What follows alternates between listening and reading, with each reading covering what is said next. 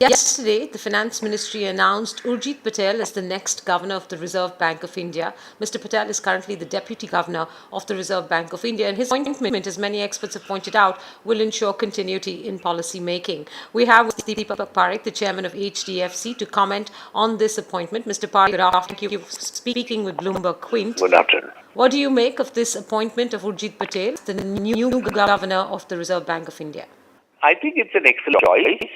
First of all, he's young, and the recent trend has been to appoint governors in their early 50s, which I think is a very good thing. He's an insider. He's been an insider now for about 3.5 years. He's been an insider in the finance ministry. He's worked in the system.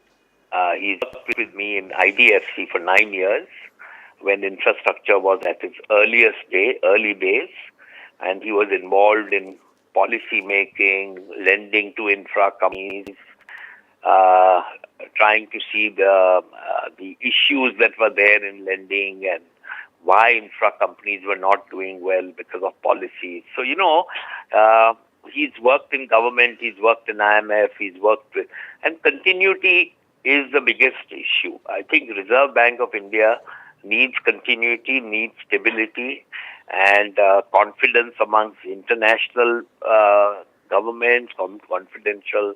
I mean, we need someone who is a part of the system.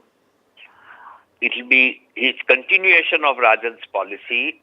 He's not going to slow down on recovery of NPAs.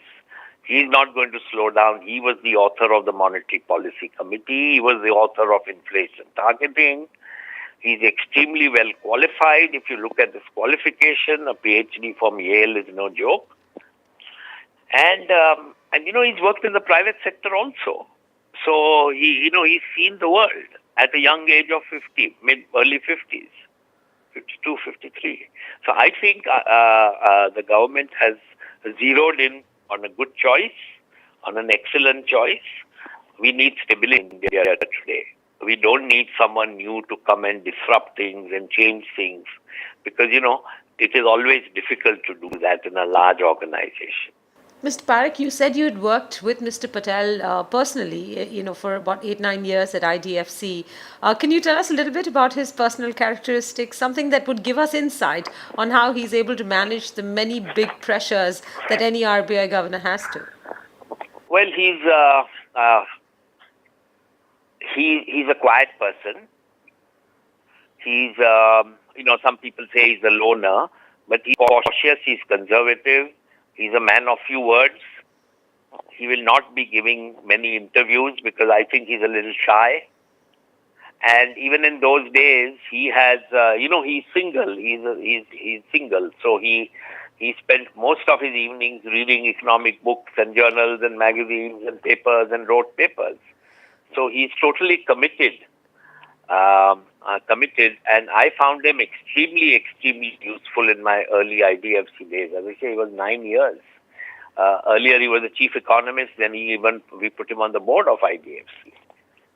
So he was liaising with every government ministry on infrastructure because it was in late 90s when it started, 97 or so, if I recollect.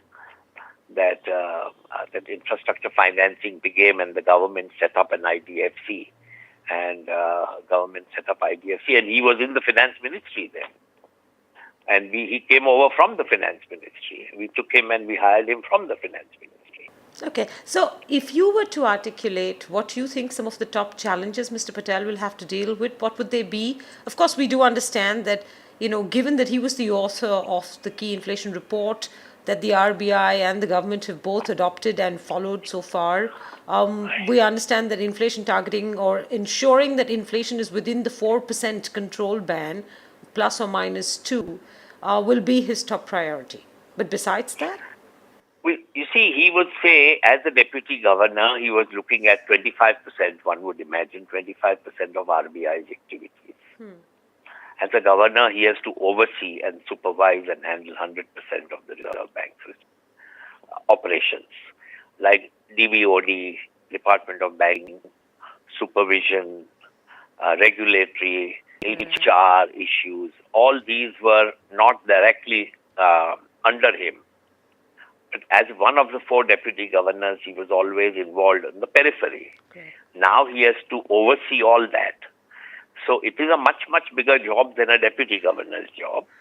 And I think he's capable of handling it very suitably.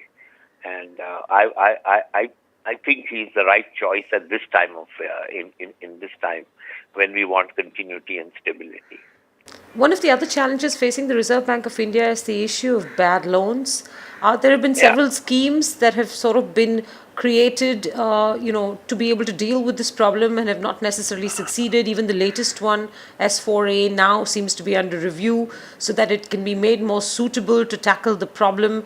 What do you think Mr. Patel should be doing as his first steps to be able to bring the NPA problem under some degree of control or give confidence to the country that at least it's on the decline?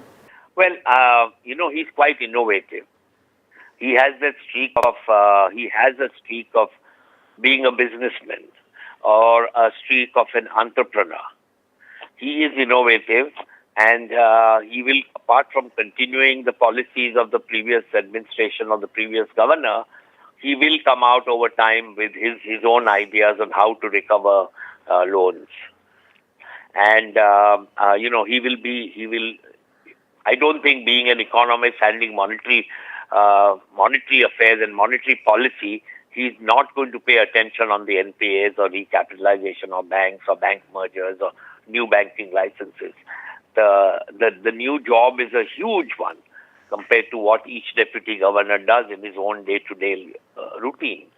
So it is a challenge, but I think he's capable of doing this admirably. Do you expect that he's quiet, he's conservative, he's cautious, and that's what an RBI governor should be. Mr. Parekh, given where inflation is right now, do you expect that the next RBI monetary policy announcement, which will have two new things about it, one, the MPC's involvement, and second, a new RBI governor at the helm, do you think that policy announcement will be towards a rate cut or a status quo? See, now, as you said, you are an MPC, first MPC. It doesn't depend on the governor alone, what the views of the other people are. And so it's not a one-person's decision anymore. And it's the wisdom of six people who will decide. So he will have 1/6 of a say, but he won't have 100% of the say. So how can we, he may be for an increase or for a reduction, we don't know. But it's not going to be a governor's prerogative anymore. Sure, but what would you expect the RBI to do? I don't think he's going to rock the boat.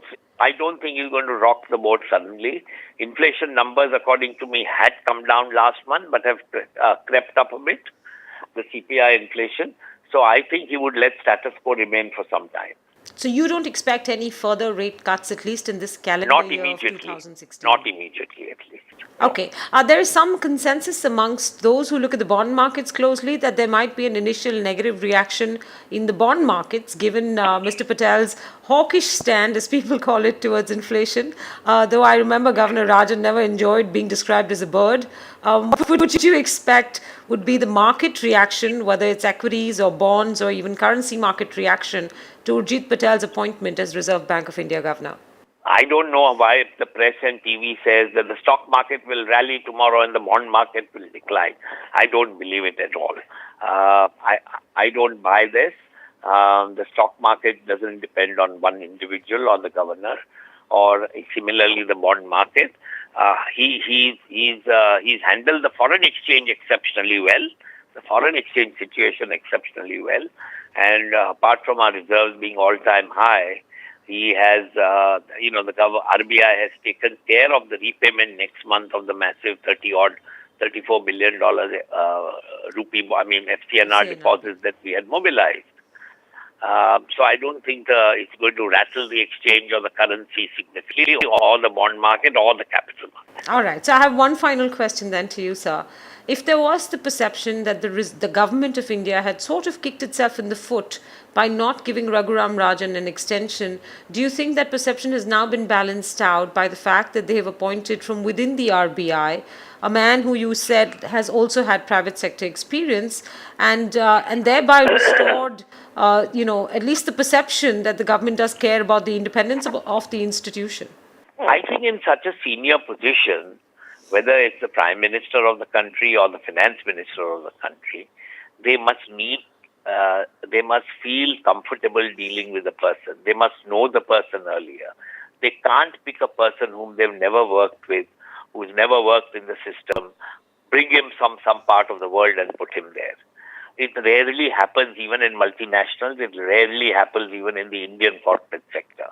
And where it has happened, there are more cases of disruption and instability rather than a smooth transition. By appointing Urjit, the transition is going to be the smoothest. And that, according to you, is the most important elements of this appointment. Most important, yes. Mr. Parekh, we appreciate you finding the time to talking to us here at Bloomberg. Thank you very much. Yeah.